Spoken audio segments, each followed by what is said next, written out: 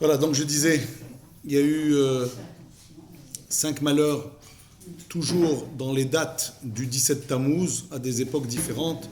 Le premier malheur étant évidemment les brisures de la loi. Et ensuite, il y a eu l'interruption du sacrifice quotidien. La première fois qu'ils ont arrêté de faire les sacrifices quotidiens, c'était un 17 Tammuz. Il y a eu la première brèche qui a mené à la destruction du temple. Ouais, une fois qu'ils sont rentrés, ils ont commis toutes sortes d'atrocités pendant 3 semaines jusqu'au moment où ils ont détruit, mis le feu au temple. Et ça a commencé donc la brèche avec le 17 Tammuz. Il y a eu aussi, ils ont brûlé la Torah, Apostemus a brûlé la Torah en place publique, etc. Donc c'était aussi un gros malheur qui est arrivé au peuple juif. Et au Hamad Tselem Ba'echal, ils ont introduit le comble le sacrilège le plus incroyable. Ils ont introduit dans notre temple, dans le Echal, une idole. Donc voilà, pour ça, on jeûne le 17 Tammuz. Tous ceux qui sont malades ne jeûnent pas. Et il y a d'autres personnes qui ne jeûnent pas aussi, des personnes faibles comme des personnes âgées et faibles qui ne peuvent pas jeûner. Ils sont dispensés, des enfants sont dispensés, les femmes enceintes, les femmes qui ont accouché, etc. Sont dispensés. Bon, ceux qui sont en bonne santé doivent faire l'effort de jeûner normalement, donc de 4h06 jusqu'à 20h12. Voilà pour le rappel du jeûne de demain. Maintenant, la paracha de Pinchas, celle que nous allons lire ce Shabbat, elle comporte un certain nombre de sujets. Il y a d'abord, suite à l'histoire qui a été racontée dans la fin de la paracha précédente, la paracha de Balak, où il y a eu la mort de 24 000 personnes du peuple juif après la débauche de Zimri ben Salou et la fille de Midian. Et dans notre paracha, on nous parle de la récompense que Dieu a demandé à attribuer à Pinchas. Et il y a aussi l'ordre de venger le peuple juif en attaquant, en déclarant la guerre à Midian. Il va y avoir aussi un recensement, il va y avoir aussi le partage de la terre.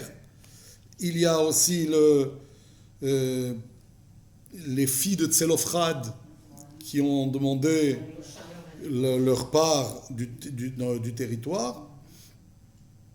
Et les lois donc de la Yerusha, de l'héritage. Moshe a demandé à ce que l'on lui nomme un successeur, puisqu'il savait qu'il était au seuil donc de son départ. Et donc on va nommer Yehoshua à sa place. Et ensuite il y a tous les sacrifices que l'on faisait, d'abord les sacrifices quotidiens, et les moussafim de Rosh Chodesh, de Pessah, de Shavuot, de Rosh Hashanah, Kippour, Sukkot et Shmini Atzeret. Voilà de comment est composée la paracha.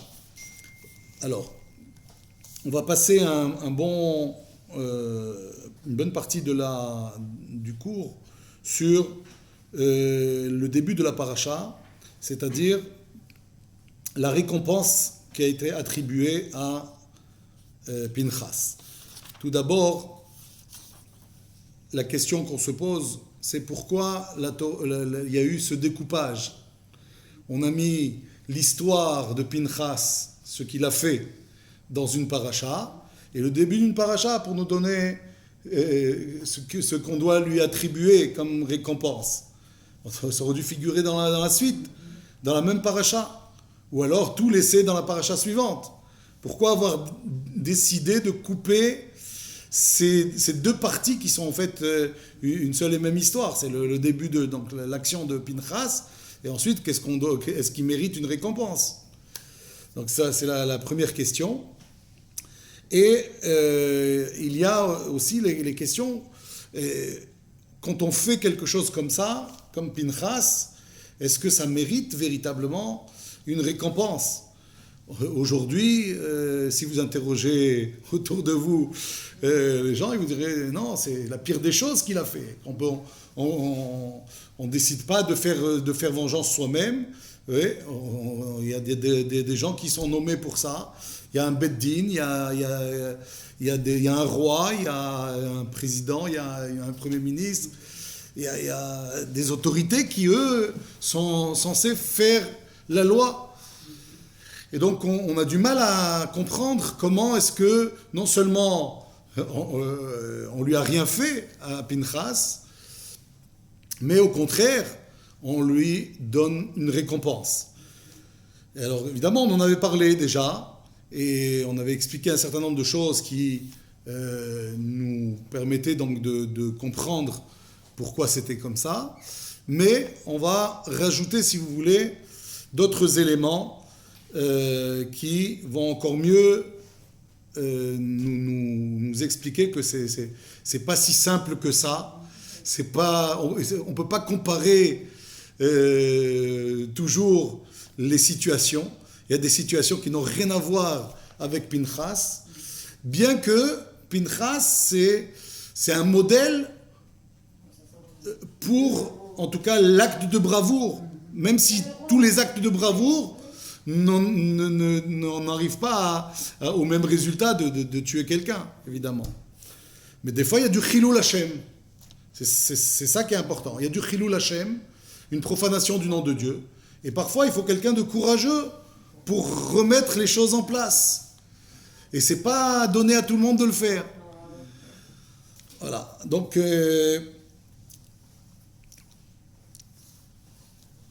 premièrement, il faut comprendre que Pinchas, quand on nous dit Pinchas ben Elazar ben Aaron à Cohen, il y a déjà un premier élément ici. Pourquoi est-ce que la Torah elle me dit Ben Elazar ben Aaron à Cohen, fils de Elazar, fils de Aaron à Cohen? C'est quelque chose archi connu, où on aurait pu dire, à la limite, Pinchas, pour le situer, Ben Elazar à Cohen. Aaron, il est plus là. Il est déjà parti de ce monde. Ouais. Et pourquoi on remonte jusqu'à Aaron? Donc c'est un premier élément qui va nous expliquer pourquoi est-ce qu'on gratifie Pinchas. C'est pour nous dire... C'est par rapport à ses deux frères. C'est qui ces deux frères? Ceux qui ont osé aller... Aux frères de son père. Son père. Aux frères de son père. Oui. Bah oui. Pas à ses frères à lui. Non, Vous avez dit par rapport à ses frères. Oui, on va voir, effectivement. Et donc, mais déjà, pourquoi tu me dis Ben Aaron à Cohen? Ça a l'air superflu, on aurait dit Ben Elazar à Cohen. En fait, on vient nous dire ici que Pinchas, il est le fils de Elazar, mais il est aussi le fils de Aaron à Cohen. Alors qu'il est le petit-fils seulement. Mais là, on ne veut pas nous dire qu'il est le petit-fils de Aaron à Cohen. Parce que ça, c'est quelque chose dessus. Si tu me dis que c'est Ben Elazar à Cohen, j'aurais compris que c'était le petit-fils de Aaron, sans que tu me le dises. Mais là, la Torah, elle insiste, comme pour nous dire, c'est comme s'il est le fils de Aaron. Comment il est le fils? En fait, la flamme qu'il y avait en Nadav et Avihu s'est retrouvée chez Pinchas. C'est ça que vous avez voulu dire. Effectivement. Et c'est important de le dire parce qu'on va voir, en fait, dans la paracha, il y a des figures exceptionnelles qui sont citées. Et pas que dans la paracha, mais aussi dans la Torah. Et on va voir que toujours, ces figures, d'abord, c'est des exceptions. Hein? Il n'y en a pas beaucoup des comme ça. Alors, il y a eu Nadav et Avihu qui ont fait quelque chose effectivement, qui a été, entre guillemets, comme reproché, mais au fond, leur intention, elle était pure. C'est l'intention de servir Dieu. Et donc ils avaient quelque chose de bon qui finalement a mal tourné. Mais cette force, cet enthousiasme, cette flamme qu'il y avait en eux, c'est justement ce qui a peut-être aidé ce Pinchas qui a été jusqu'au bout et a fait cet acte de bravoure. Et il y a eu aussi des gens comme Hur. Hur, il s'est opposé à un des actes les plus dramatiques donc des Juifs dans le désert, c'était le Chet HaEgel. Laquelle des fautes est la plus grave? C'est le Chet HaEgel ou bien ce qui s'est passé là maintenant? On aurait envie de dire le Chet HaEgel, d'accord? Et pourtant, le Chet HaEgel, il y a eu 3000 morts. Et là, il y a eu 24 000 morts. C'est une Maggefa que si elle n'a pas été interrompue, elle aurait été bien au-delà. Vous comprenez? Donc c'est deux événements majeurs, et ces événements ont eu lieu à des moments clés. Oui. Ici, c'est juste avant d'entrer en Eretz Israël. Il y a eu cette tragédie. Ouais. Il y a eu Hur, donc je dis, qui s'était interposé à la faute du veau d'or. Et il est mort de cela. Et alors, Dieu lui a donné une rétribution. Non, si? C'est quoi la rétribution de Hur? Puisqu'il est mort, vous me dites, il est mort, c'est fini. Il n'y a pas de rétribution. La rétribution, elle n'est pas que en lui, elle est aussi dans les descendants. Qui est descendant de Hur et qui a reçu, on va dire, une part royale du gâteau? Comment? Hur, ça n'a rien à voir avec Pinchas. J'ai dit, il y a eu des figures exceptionnelles qui sont rares, mais qui ont été importants. Et que Dieu a gratifié. Comment il a gratifié puisqu'il est mort? Comment? Qui a fabriqué le Mishkan? Qui a fabriqué le Mishkan? Vous vous rappelez? C'est Betzalel, Ben Uri, Ben Hur, les Maté Yehuda. Là-bas, justement, pourquoi on n'a pas l'habitude de dire fils d'un tel, fils d'un tel. On ne va pas si loin que ça. Pourquoi on a dit Ben Uri, Ben Hur? Parce qu'un homme exceptionnel comme Hur, il a eu droit à ce que son petit-fils puisse être lui, celui qui va, ériger le Mishkan. Qui va fabriquer le Mishkan. Il ne va pas l'ériger, puisque c'est Moshe qui va l'ériger, mais en tout cas, il va avoir une part hyper importante. Vous pouvez juste répéter Hur, alors, Betzalel, c'est le fils de... Betzalel, c'est le fils de Betzalel Ben Uri, fils de Uri, fils de Hur. Voilà. Donc, figure exceptionnelle, on a dit les fils de Aaron, qui ont eu une flamme pour Dieu, donc une kavana extraordinaire. C'est presque l'ishma qu'ils ont fait. Ouais. Ils ont fait des fautes, mais l'intention, elle était là. Le Hur, qui s'est interposé contre la faute du veau d'or, une faute de Avodah Zara, la plus grosse peut-être à l'époque. Ensuite, il y a eu Pinchas, qui a aussi arrêté une épidémie, qui a arrêté l'hémorragie. Il est mort. Ils l'ont tué. Et il a dit, c'est hors de question que vous fassiez une chose pareille, ils l'ont tué.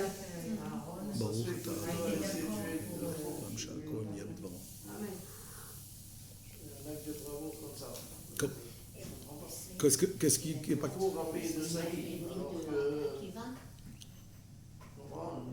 Bien sûr, il a payé de sa vie, mais la vie, c'est pas ici. Il a gagné la vie, il a gagné sa vie, il a gagné son olam haba. Ça vaut le coup des fois de partir tôt, mais partir avec un bagage comme celui de Hur. Hein? Et voilà. Alors, est-ce que Pinchas, il aurait dû être tué normalement? C'est ça qu'on va voir. C'est ça qu'on va expliquer là maintenant. Regardez bien. Exactement. On va encore rajouter sur ça. Oui, oui, oui. Vous avez raison. Alors, je disais donc, il y a eu les fils de Aaron, il y a eu Hur, il y a eu Pinchas. Dans la paracha aussi, on va voir les 5 filles de Tzlofchad qui vont venir, elles vont avoir un discours face à Moshe et elles vont dire, c'est quoi ce discours? Et on va dire, oui, elles ont de bons arguments. Quels arguments elles ont donnés? Quels arguments elles ont donnés, ces filles-là, pour qu'on dise, oui, vous avez droit à cet héritage, alors que d'habitude, ce n'est pas le cas. Merci. Alors, Tzlofchad, un des arguments qui est dit dans les Mefarshim, c'est quoi? C'était qui Tzlofchad dans le désert? Il a un homme exceptionnel ou pas? Pour certains, oui. Qu'est-ce qu'il a fait d'exceptionnel? Il s'est donné. Il a donné. Voilà, il s'est sacrifié en transgressant le Shabbat. Chose incroyable, tu fais une avera, c'est pas un sacrifice. Non, mais il l'a fait, les Shem Shamaim. Pour certains, mes Farshim, ils expliquent ça qu'il a fait ça, les Shem Shamaim. Il a fait ça pour qu'on comprenne la gravité du Shabbat et que de cet exemple, alors les Juifs seraient marqués à vie. Ouais. Et donc, quelque part, les filles de Tzlofchad, elles sont les filles d'un homme exceptionnel aussi, qui s'est sacrifié dans un esprit de l'Eshem Shamaim pour la Torah et le Shabbat. Et justement, on dit que celui qui respecte le Shabbat, comme la halakha le veut, à quoi il a droit? Nachalab belim etzarim. Un héritage sans limite. L'héritage, c'est l'héritage ici. C'est l'héritage de ses filles. Donc on voit bien que pour le Shabbat, quelque part, quand on vient et on dit les filles de Tzlofchad ont raison, elles ont de bons arguments. C'est quoi les arguments? Akadosh Baruch Hu, il vient et il dit ce que vous ne savez peut-être pas et que moi je vais vous dévoiler, c'est que Tzlofchad était un homme qui a fait un acte lishma, même si c'est une avera, mais c'était une avera lishma, l'Eshem Shamaim. Et donc quelque part, elle mérite, ces filles, de recevoir ce que, a priori, c'était pas prévu. Normalement, les filles n'ont pas le droit, c'est ça? A priori, oui. Et Pas le droit à l'héritage. voilà, s'il y a des garçons, a priori, puisque les filles sont censées se marier et avoir, dans la mesure où les territoires, ils étaient attribués et qu'il fallait qu'ils soient conservés par les tribus. Chaque tribu devait conserver son lot. Ouais, et donc il s'agit donc de ne pas permettre que les lots, imaginez par exemple à un moment donné la tribu de Binyamin, après l'événement de Pilegesh Bagivra, peut-être pas tout le monde connaît pas cette histoire, mais il y a eu un carnage, une guerre civile en Israël, où on a décimé presque une tribu entière. Il restait très peu de la tribu de Binyamin. Et après, il fallait que des femmes permettent la possibilité de restaurer cette tribu, de lui redonner la possibilité de repartir. Donc, il s'agit d'aller dans une autre tribu, il s'agit de redonner des territoires qui étaient attribués à certaines tribus, à d'autres. Et donc, c'est pour ça que c'est pas prévu a priori pour les filles. Et un autre cas, mais dans l'histoire, mais pas dans la Torah, c'est Eliyahu Hanavi aussi. Eliyahu Hanavi aussi, quelque part, il va, sacrifier sa vie pour Dieu. Et il va à un moment donné faire, au mont Carmel, le fameux test où on va dire Hachem ou Elohim, Hachem ou Elohim. Il va ramener les Juifs au service de Dieu. C'est quelque chose d'incroyable à l'époque où il y avait une Avodah Zara qui se propageait dans tout le pays. Et ce Eliyahu Hanavi, ce n'est pas quelqu'un d'autre que plutôt Pinchas. Pinchas ou Eliyahu. Autrement dit, une des récompenses de Pinchas, c'était quoi? C'était l'immortalité. Pourquoi? Puisqu'il est Eliyahu, et que Eliyahu n'est pas mort, et qu'il est monté dans un char de feu, sans mourir, comme Hanoch. Donc vous voyez que, quelque part, ce que Pinchas a fait, c'est pour Dieu la plus belle des choses. Comment comprendre ça? C'est pas facile. Alors d'abord, pourquoi la paracha a été sectionnée de cette façon?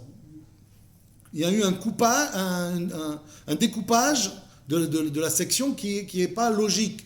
On serait attendu à ce que la récompense qui est attribuée à Pinchas soit dite en même temps que l'histoire. C'est pour nous dire que jamais on ne doit se précipiter pour déclarer quelqu'un de zélé, quelqu'un qui a de la kin'a l'Hachem, que effectivement c'est à 100% pur. C'est pas si évident que ça. Il y a beaucoup de gens qui pourraient se précipiter et faire des choses dures et dire je l'ai fait pour Dieu. Tout le monde pourrait se permettre de faire une chose pareille. Mais alors qui peut véritablement dire que il n'y a que Dieu qui peut. C'est pas si évident que ça. Donc peut-être que la personne, pour que ce soit Dieu qui déclare si effectivement il était l'Echem Shamaim, peut-être c'est après sa mort seulement. Donc généralement quand quelqu'un fait un acte de bravoure, c'est peut-être aussi un acte kamikaze. C'est un acte qui est, comment dire, jusqu'au boutiste, c'est-à-dire il va être prêt à mourir. D'ailleurs, Pinchas, si vous faites le calcul des lettres de son nom, combien on trouve? P, Yud, Nun, Haet, Samech, P 80, Yud 10, Nun 50, ça fait déjà 140. Vous rajoutez Samech 60, ça fait 200, et le Het, ça fait 8, 208. Vous prenez qui d'autre? Yitzhak. Combien c'est Yitzhak? Yud, c'est 10. Sadik, c'est 90. Ça fait 100. Kouf, c'est 100, ça fait 200. Het, ça fait 208. 208. Ok? Quel rapport? Yitzhak, c'est celui qui était prêt à mourir pour Akadosh Baruch Hu. C'est le sacrifice de Yitzhak. Pinchas, c'est aussi son sacrifice qui aurait dû avoir lieu, en fait. C'est-à-dire, quand Pinchas est allé tuer Zimri, pour lui, dans sa tête, il n'allait pas tuer et sortir indemne. Il allait mourir dans cet acte-là. Donc, il n'a pas calculé, je vais mourir, oui, mais peut-être que j'ai des chances. Pour lui, il partait en sacrifice. C'est ça qu'on dit d'ailleurs, Vaïchaper al Bnei Israël. Il a apporté le pardon. Comment tu apportes le pardon généralement? Comment le pardon c'est par les sacrifices. Vous savez que les sacrifices, ça apporte la kapara au Ham Israël. D'accord?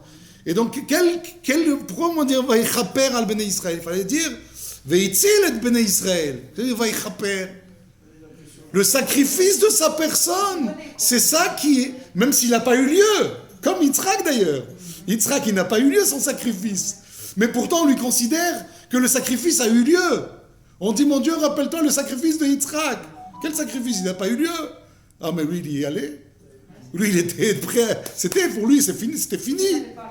Il lui disait déjà à son père, prends un peu de mes cendres et rapporte-le à ma mère. Ouais. Qu'elle puisse avoir un souvenir de moi. Je ne sais pas si vous imaginez la scène. Ça veut dire. Et quand il dit à son père, attache-moi bien parce qu'il ne faut pas que je bouge. C'est-à-dire pour lui, c'était fini. De la même façon, Pinchas, pour lui, c'était aller à la mort certaine.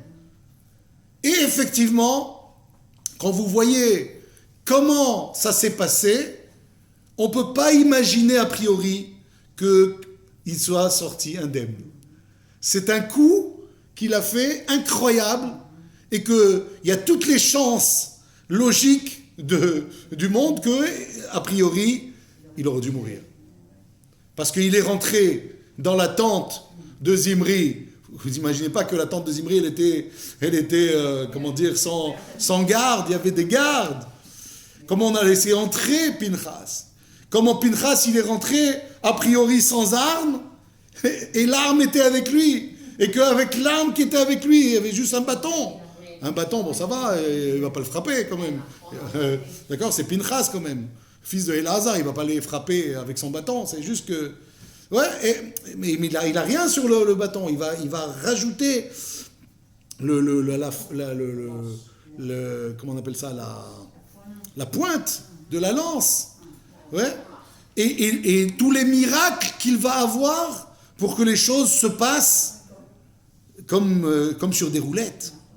Ce qui, a priori, n'aurait pas pu être comme ça. Qu'il les a attrapés au moment de l'acte. Et qu'ils étaient visibles sur la lance pour que personne dise « Ah oui, mais il a fait quelque chose alors que c'était pas... Il n'y avait pas eu faute. La faute a été consommée. » Vous comprenez? Et donc, tous ces miracles, c'est qui les a fait? C'est Dieu.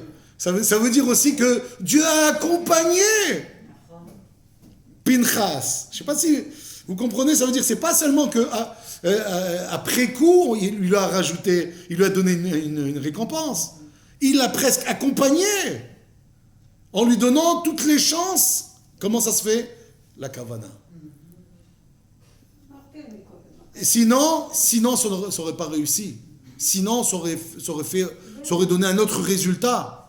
Et donc, quand vous voyez des fois des gens qui ont, du zèle et qui font des choses qui nous paraissent incroyables, c'est souvent le cas que c'est pas une chose à faire. Ça s'avère après coup que c'était pas parce que, si vous voulez, l'acte de Pinchas, et c'est ça qu'on nous dit quand on les sépare, on dit il faut l'examiner à la loupe.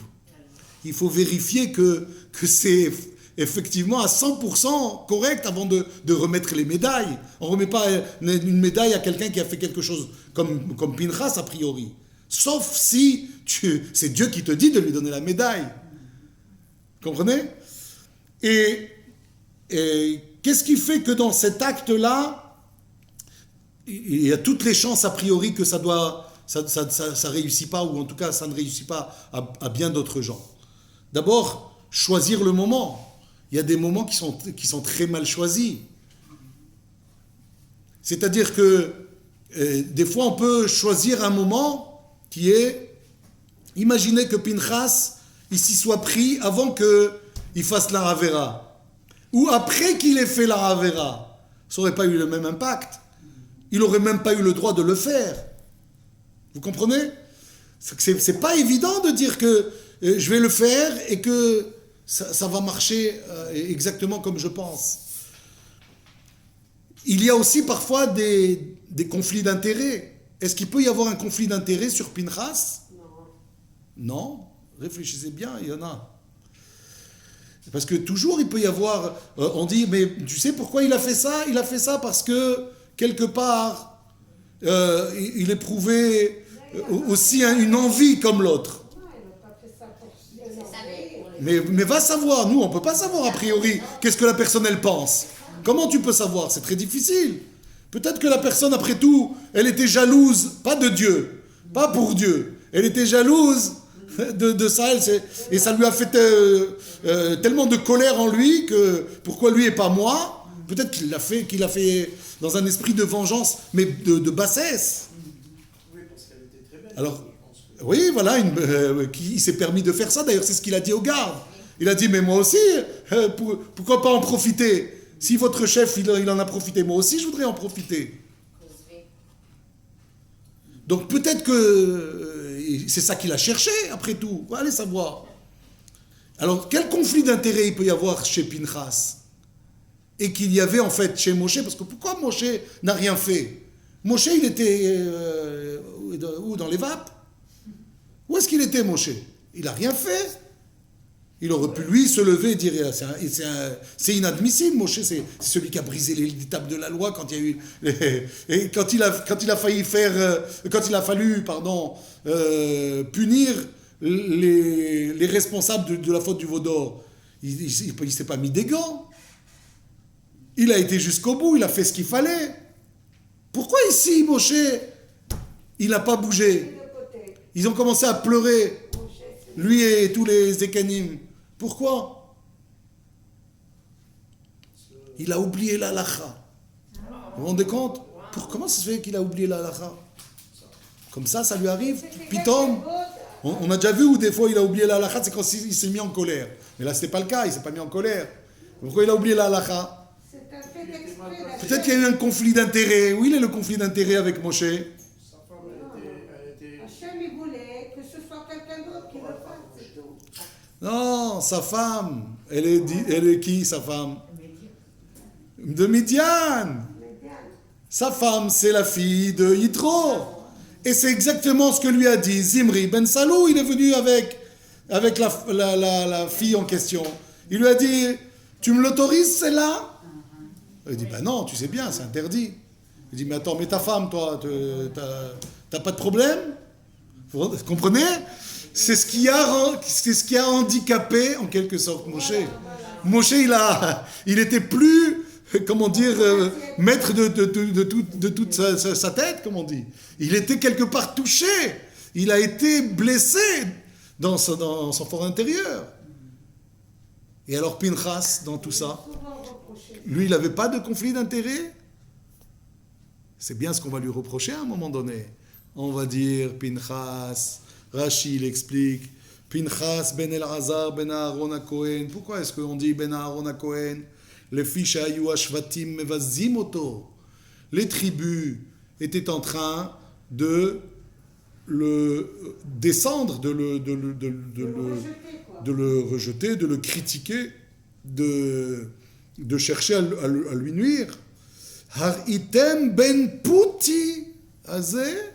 Vous avez vu, ils ont utilisé un surnom pour parler de Pinchas. Ben Puti, le fils de l'engraisseur. C'est qui l'engraisseur ici? Ben Puti, chez Pitem Avi Imo. Rachid donne un peu plus d'explications. Il a engraissé le père de sa mère. Donc c'est pas Ben Elazar Ben Aaron HaKohen. C'est qui sa mère? Autrement dit, Elazar, il a épousé qui? Une des filles de Yitro, comme son oncle. Ouais, il a épousé une des filles de Yitro. Et donc, qu'est-ce qui s'est passé?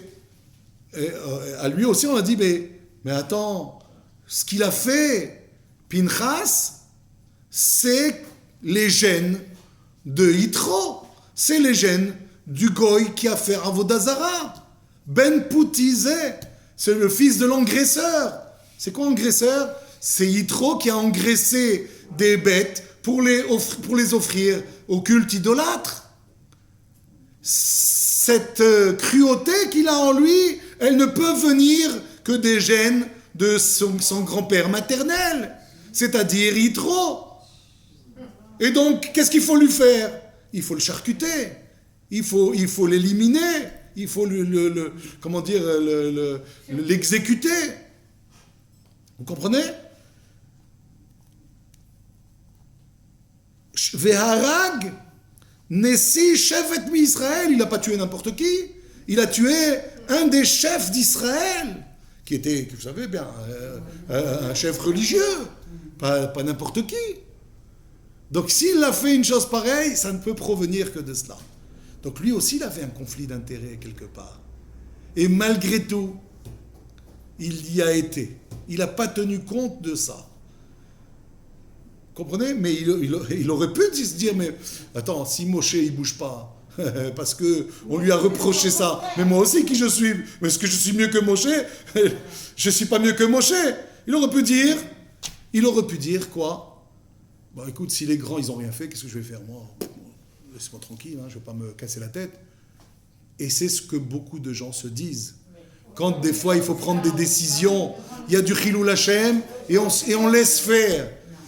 On laisse faire parce qu'on pense, attends, mais si les plus gros, les plus importants, ils laissent faire, qu'est-ce que je vais faire? Moi, je vais prendre sur moi de le faire. Je vais aller me sacrifier ma vie. Je vais prendre des décisions qui vont me coûter cher. Vous comprenez? Et donc, c'est un sacrifice que va faire Pinchas parce qu'il pense mourir. Il pense vraiment qu'il a rien à perdre. Il le fait pour Dieu. Il le fait pas seulement pour Dieu, il le fait pour Israël, pour le peuple juif. Et on dit d'ailleurs, Vaihi acharei Maggefa. Ce fut après la Maggefa, voilà ce qui est arrivé. Pourquoi on dit Vaihi? Vaihi, ça veut dire la Lashon Tsar. Ça veut dire c'est terrible. Pourquoi c'est terrible? Après la Maggefa, c'est pas terrible, c'est bien. Si la Maggefa s'est arrêtée, pourquoi tu dis c'est terrible? Qu'est-ce qu'il y a de terrible quand la Maggefa s'arrête? Quand la Maggefa commence, c'est terrible. Mais quand la Maggefa s'arrête, il ne faut pas dire c'est terrible. Vaihi, la Lashon Tsar. Pourquoi c'est Tsar? On dit parce que, imaginez que Pinchas aurait fait plus tôt ce qu'il a fait, ça aurait peut-être gagné encore quelques milliers de parce qu'une Maggefa, ça va très vite. En quelques secondes, il peut y avoir, un nombre incalculable qui est sauvé. Dommage qu'il a eu lieu que si tard. Parce que vous savez bien que lorsque Pinchas, il s'est décidé à le faire, d'abord il est venu voir Moshe. Et il a dit, mais attends Moshe, tu nous as enseigné que dans ce cas-là, il fallait prendre une décision et le tuer. Et Moshe, qu'est-ce qu'il lui répond? Il dit, celui qui lit la lettre, c'est celui qui doit faire l'exécution. C'est-à-dire, on dit halacha ve'en morinken. C'est comme ça la halacha. La halacha, c'est quoi? Quand il arrive à ce genre de choses, la halacha, c'est effectivement de le tuer et de mettre fin à l'hémorragie. Et en morinken. Mais si tu viens poser la question au Rav, le Rav, il ne te dit pas fais-le. Il dit, moi, je ne peux pas te le dire. Si toi, tu as dit, je connais la halakha, ben, tu n'as qu'à l'appliquer. Mais moi, ne me demande pas de te dire quoi faire. Donc, il a perdu du temps, si vous voulez, à demander ça et à aller faire la chose. Il aurait pu dire à un moment donné, oh, bon, lui, il ne se mouille pas, je vais aller me mouiller, moi. Il aurait pu arrêter. Qu'est-ce que dit le verset? C'est extraordinaire.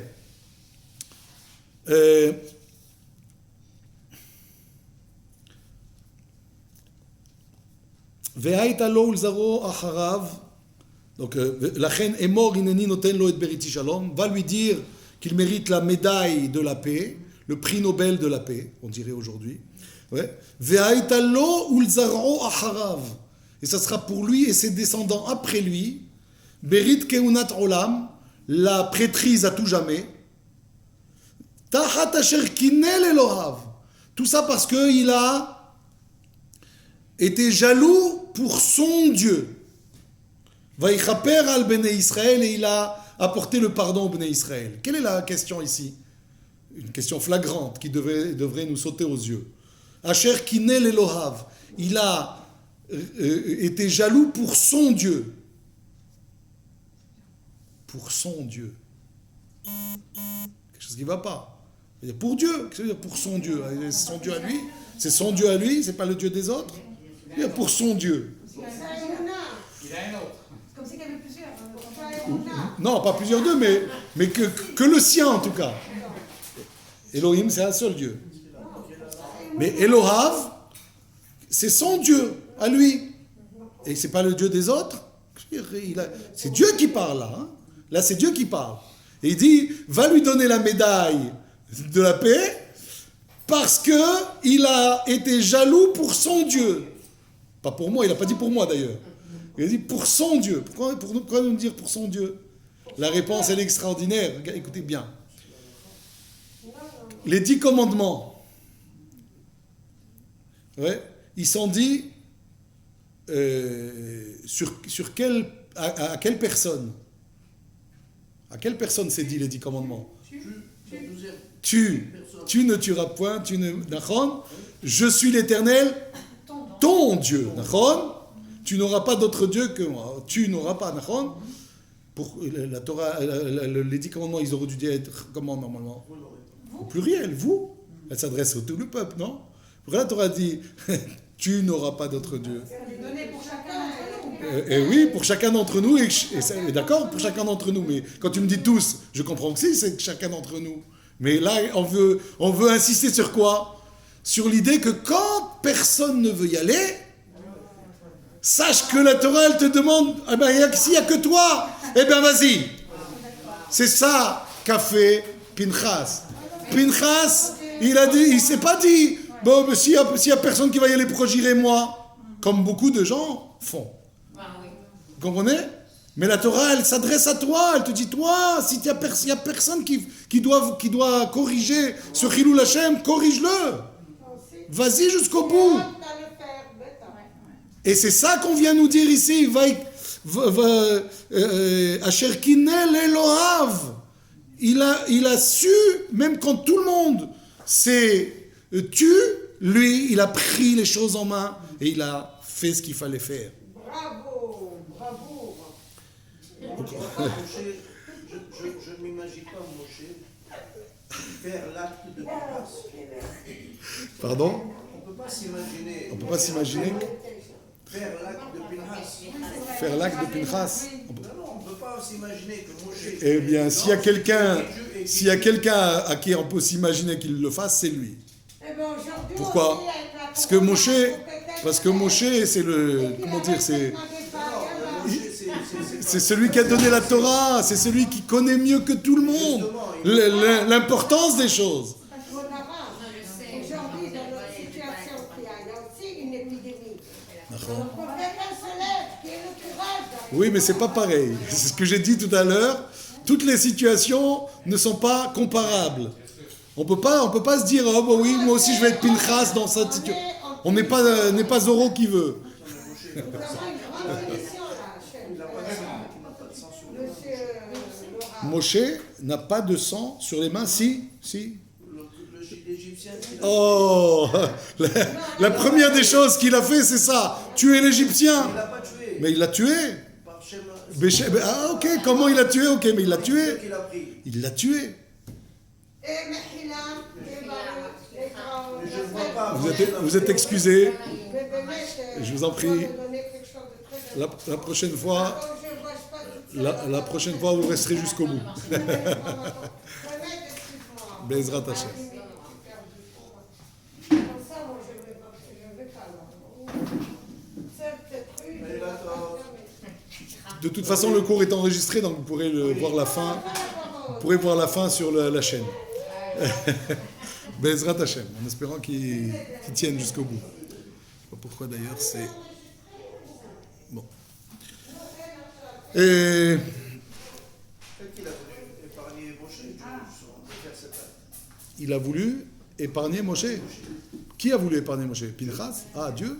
Pourquoi il l'aurait épargné? Pinchas, en avant. Pourquoi il aurait épargné? Au contraire, si Moshe avait fait ça, Pourquoi? ça aurait été peut-être une bonne chose. Il avait demandé à roi David de faire des guerres. Non. Le roi David, il avait du sang sur les mains. Qu'est-ce que C'est ce qu'on lui a reproché tu aurais voulu que pour ne Dieu, pas- pour ne pas qu'il tu aurais voulu le que Dieu lui dise à Moshe, vas-y, lève-toi. Mais Moshe, il aurait dû aller. Mais c'est pas comme ça que ça se passe. Quand il y a un Chilul Hashem, il ne faut pas que Dieu vienne nous dire quoi faire. C'est à nous de le faire. C'est à nous de défendre l'honneur de Dieu. Alors Moshe, il est où dans cette histoire? C'est lui qui a donné Moshe, la Torah. il a été paralysé. Il connaît tout. Moshe, il a été paralysé par les arguments de Zimri. C'est incroyable, mais oui. Il n'a pas été objectif. Il aurait dû C'est pas qu'il n'a pas été objectif, il a perdu un peu pas l'équilibre, mais comment dire, la présence d'esprit de faire les choses que ça lui a fait perdre ses moyens, en quelque sorte.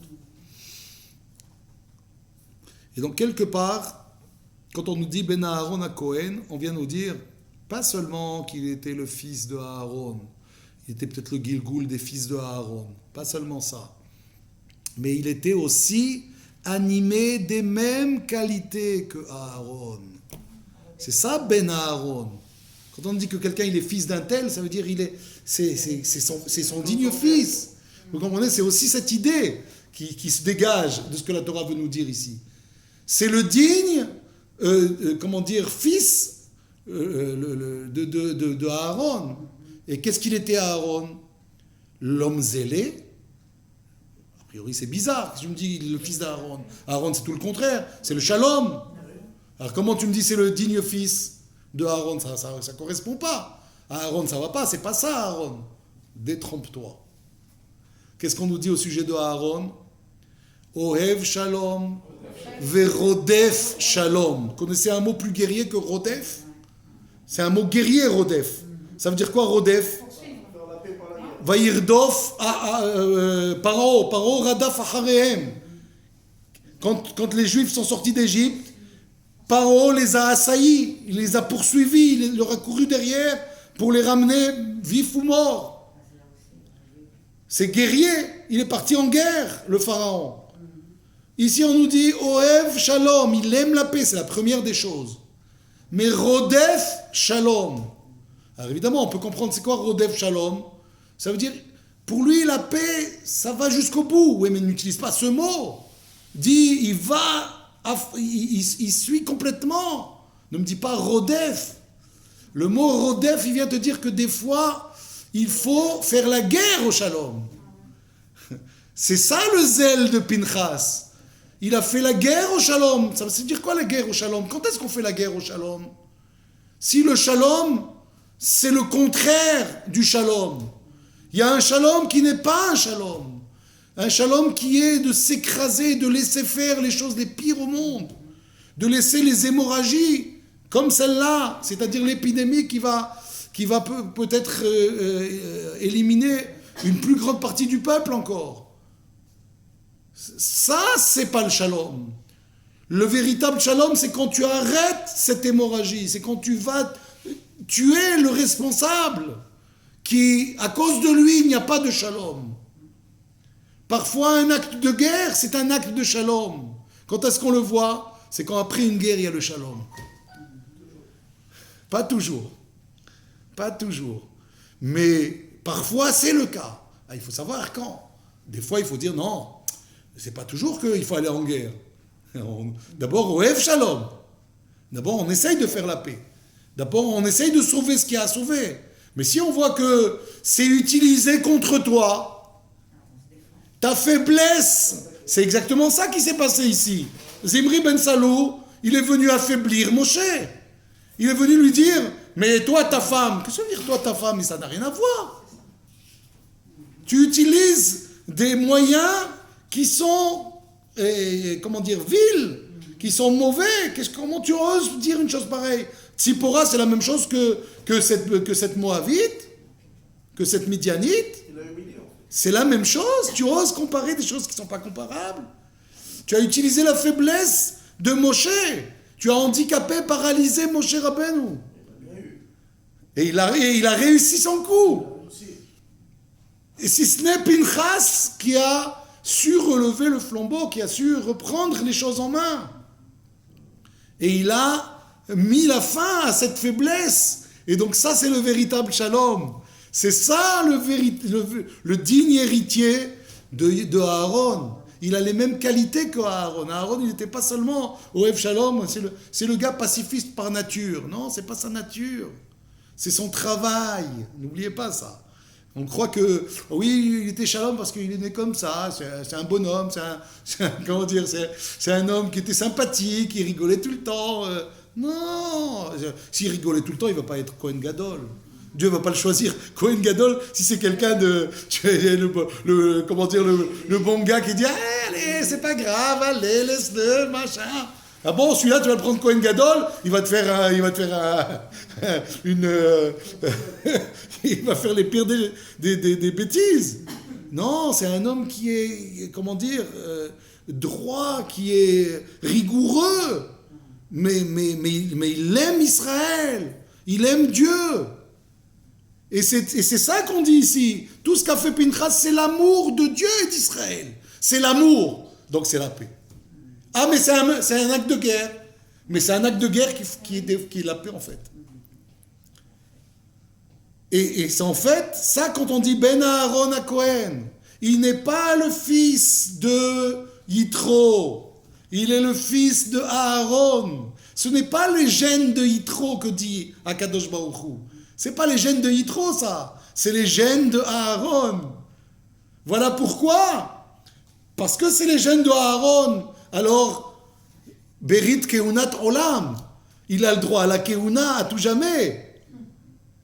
Ça va être un Kohen qu'il n'était pas avant. C'est-à-dire, je lui offre la Keuna. Et comment tu lui offres la Keuna si c'est un acte de guerre? Un Kohen qui a tué une personne, il ne peut pas monter, faire le Birkat Kohanim. Même si c'est un accident. À cause d'un manque de prudence. Vous comprenez? S'il a tué, il ne peut pas être... comment on va donner la Keuna? Ça prouve par là que ce n'est pas un acte de guerre, c'est un acte de shalom. C'est un acte digne de Aaron à Cohen. Et voilà pourquoi sa récompense, elle est, premièrement, regardez bien, la reine Emor ineni noten lo et beriti shalom. Mon alliance de paix. Ça veut dire quoi ça? Je lui donne mon alliance de paix. Je lui donne mon alliance. C'est-à-dire de paix. Quelle paix? Il a fait un acte de guerre. Maintenant, je lui donne mon alliance de paix. Quelle alliance de paix? Ça veut dire que des fois, quand quelqu'un il fait quelque chose de cruel, on peut dire que c'est le cas de Pinchas, il a fait quelque chose de cruel. Cette chose-là, elle va entraîner d'autres cruautés. Quand quelqu'un il s'habitue à faire du mal, il est lancé quelque part dans ce mal. Il va continuer à faire ce mal. Et la Torah, elle nous promet que quand tu tues les ennemis, pas seulement que tu n'es pas cruel, si tu ne les tues pas, tu es cruel envers tes proches. Ça veut dire, alors mais je vais m'habituer à la cruauté comme ça, en tuant des gens, je vais arriver dans un pays, je vais liquider tous les ennemis, je vais devenir un gars sanguinaire. T'inquiète pas, Kadosh Baruch Hu te donnera le rahamim. Il t'insufflera la miséricorde pour ne pas que tu tombes dans ce piège. Pour que ce Hergel il ne devienne pas une nouvelle nature pour toi. Au contraire. Dieu, il fera en sorte. C'est ça être Beriti Shalom. Tu es arrivé à un acte extrême. Sache que je vais te donner du Shalom à l'extrême et tu vas retrouver ton équilibre que tu peux croire avoir perdu à cause de ce geste de terreur, on va dire. Ouais. Donc Dieu, il a arrêté la Magéfa en fait. Dieu a arrêté la Magéfa grâce à ça. Il faut prouver aux autres qu'il ne faut pas faire comme Pinchas. Parce que comme tu dis, il donne un mauvais exemple, Pinchas. Les autres, ils peuvent dire après tout, nous aussi on va faire comme Pinchas. Alors voilà, c'est pour ça que j'ai expliqué. C'est pour ça que j'ai expliqué que pas tout le monde peut faire comme lui. Parce que c'est pour ça que la paracha elle est mise à part. Pour te dire, qu'on te donne, on ne te donnera pas comme Pinchas si tu fais ça parce que pour toi, t'es un fou furieux. Pinchas, c'était pas un fou furieux. C'est quelqu'un qui était Ohev Shalom. Il a appliqué la halakha. Donc ça n'a rien à voir. Donc, mais si quelqu'un c'est un fou furieux, il faut d'abord qu'il vérifie que la chose c'est pas ça. On peut pas tuer. D'abord, on tue pas dans tous les cas. La halakha, elle n'est pas qu'il faut tuer dans tous les cas. Dans ce cas-là, tu prends par exemple le gars qui a tué Yitzhak Rabin, par exemple. Ah, on dit ouais, c'est pareil. Non, ça n'a rien à voir. Ça n'a rien à voir. C'est pas une halakha là-bas. C'est pas une halakha. Donc, ça veut dire qu'il y a 1000 choses à vérifier. D'ailleurs, c'est ce qu'il a fait, Pinchas. Il n'a pas été dès le départ fou furieux, tiens, je vais aller le tuer. Il a d'abord demandé à Moshe. C'est vrai que ça a tardé, mais quelque part, tu vois bien, pour lui, est-ce que c'est la halakha? Je ne ferai pas quelque chose de contraire à la halakha. J'ai appris ça de Moshe, je me rappelle de cette halakha. Mais toutes les choses ne sont pas halakha. Toutes les situations ne sont pas comparables. N'est pas Pinchas qui le veut. Il y a des fous furieux, beaucoup plus. D'ailleurs, c'est ça qu'on dit ici. Il y a aussi une chose extraordinaire. La paracha de Pinchas, elle est avant Balak, elle est après, il y a après Matot. Matot Masrei, nachon.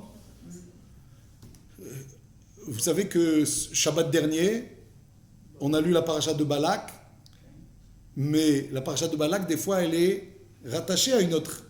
Laquelle? Chukat. Chukat Balak. Qui a lu Chukat Balak ce Shabbat?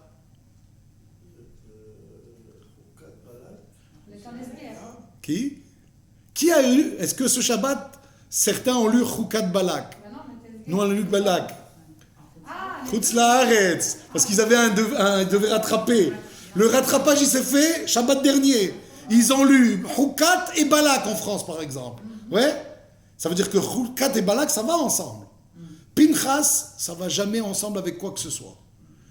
Après, il y a Matot Masrei. Pinchas, c'est jamais une paracha que tu peux rattacher avec une autre. Pourquoi?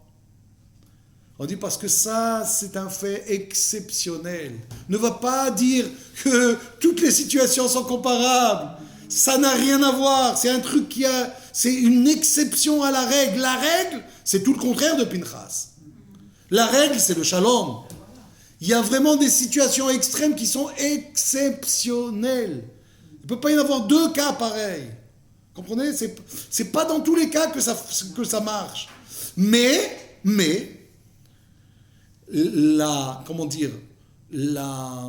l'état d'esprit de Pinchas, ça, oui, tu peux t'en inspirer pour d'autres choses, pas pour faire la même chose, mais pour d'autres choses, pour le courage, la bravoure.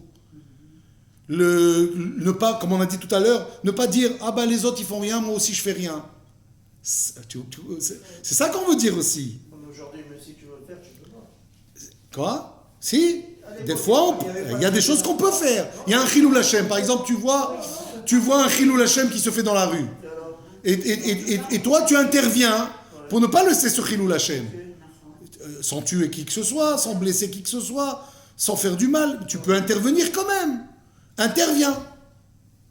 Donc, et ces interventions que l'on a des fois dans le peuple juif, ça c'est dû à qui? À Pinchas. Quelque part, Pinchas, il nous a donné un petit peu la voie à suivre dans d'autres situations, mais pas de la même façon. Vous comprenez? Il y aurait eu un tribunal rabbinique. On va s'arrêter là pour le coup. Pinchas n'aurait pas